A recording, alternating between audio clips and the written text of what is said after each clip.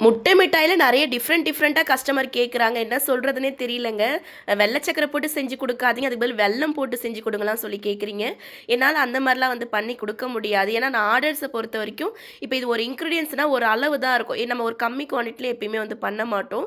நீங்களே எல்லா வீடியோலும் பார்த்துருப்பீங்க. ஒரு 30 கிலோ, 20 கிலோ அந்த மாரி தான் வந்து செஞ்சுட்டுருக்கோம். வெல்லம் போட்டு செய்ய பார்த்தா அந்த டேஸ்ட் பெர்ஃபெக்ட்டா வருமா? வராதான்னு எனக்கு தெரியல.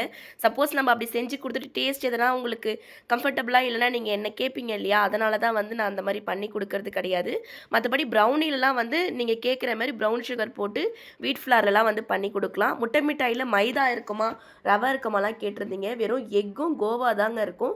மத்தபடி மைதா, இந்த வீட் ஃப்ளார் கூட நம்ம ஆட் பண்ண மாட்டோம். ஃபுல்லாவே ஒரு ஸ்வீட் சாப்பிடுற மாரி தான் இருக்கும் முட்டை மிட்டாய். ஆன்லைன்ல வந்து 1 பீஸ் 2 பீஸ்லாம் சேல் பண்றது கிடையாதுங்க. மினிமம் ஆர்டர் வந்து 1/4 கேஜி வந்து ப்ரௌனில அவைலபிளா இருக்கு.